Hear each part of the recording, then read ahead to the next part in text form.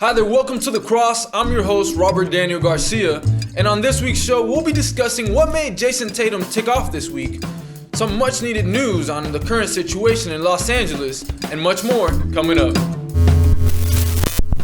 Boston Celtics superstar Jason Tatum has recently found himself trending on social media. This is in response to former NBA player Brandon Jennings calling Tatum one of the softest Celtics in history. And the sports world is starting to take notice. See, Tatum didn't take lightly to the comments. He went onto the court and had himself a stellar night right after. But in a tweet, Tatum sarcastically used Jennings' own words against him. Then, during a post-game interview, Tatum simply said he had time today, and making fun of the situation, but also showing his coolness. Now, fans rallied behind Tatum, signaling a deep respect for the way he handled the situation. But tensions have reportedly grown, showing some fans and reporters alike all arguing and debating whether or not this take makes sense. But really, Tatum handling the situation the way he did shows his coolness under pressure and a professionality that you don't see often with such big-name superstar athletes. And many are saying it's a much-needed, refreshing take on his common-time personality. See, a lot of people think Tatum's a pushover, but after this night, he's showing not only fans, but also his rivals, that if you mess with the dog, you get the bite. A catastrophic wildfire is currently engulfing the city of Los Angeles, causing widespread devastation. The death toll currently stands at 34 confirmed fatalities, with over 12,000 buildings having been destroyed and the masses evacuating all underway. One can only be thankful that the firefighters have hit the front lines, utilizing every resource available. Both ground and aerial units are working tirelessly to contain the blaze. With heroes emerging amidst the tragedy, we have volunteers and first responders rallying in support of the displaced families and homes. But looking forward, ahead of the aftermath, President Biden has pledged full federal funding in support of the recovery efforts. But shadows are cast due to political uncertainties. With President Donald Trump returning to office in just about a week, there's no clarity on whether or not this will be upheld.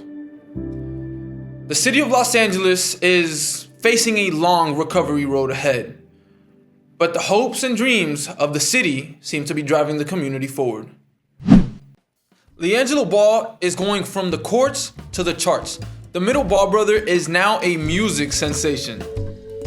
His song Tweaker has exploded online and has caught the eyes of millions. And Ball has managed to already land himself a huge deal. You see, Def Jam Records has offered him a $13 million contract, where $8 million is going directly to him. It seems like Jello's really going all in on music. Now, you're wondering, how's LeVar feeling about all this? Well, I'd say he's proud. You see, Def Jams isn't just representing Jello, they're actually representing his own label, Born to Ball Records. And with that being said, it's looking like all the Ball brothers are thriving right now. LaMelo Ball is back on the court and putting up MVP numbers, and Lonzo Ball has just returned from a 2-year injury. It looks like the future for the Ball boys is bright. This could change the way people see LiAngelo Ball. A lot of people thought of him as the failed Ball brother, but it seems he's making an impact off the court, and maybe one day it'll be greater than that of his brothers. Who knows? Maybe LiAngelo Ball will inspire a generation of hoopers to take on their more artistic talents. Cooper Flagg's performance against Notre Dame was more than just a game. It was a demonstration of sheer will. Scoring 42 points, Cooper Flagg showcased not only skill, but his unmatched competitiveness and aggression. Malika Andrews reported he scored a lot off of just sheer will. That's what makes Cooper Flagg special. And I mean, yeah, it's not just his skill that's incredible, it's his competitiveness, intensity, and aggressiveness that set him apart. He has no off switch. His approach to the game is just constant full throttle, and it's contagious on his teammates. Everything he does is full speed, 110% effort at all times. And it's also infectious on the fans. As the NBA draft nears, Flag's name is buzzing among scouts and fans. His performance against Notre Dame showcased that he has the potential to be a franchise-changing player. Flag literally leads Duke in every recorded statistic. He's redefining what it means to be a leader on the court. But will this be enough to make him the unanimous #1 pick over Dylan Harper? Thank you guys so much for watching. This has been a great time. Catch you guys next time. Make sure you subscribe and follow me on my socials listed down below.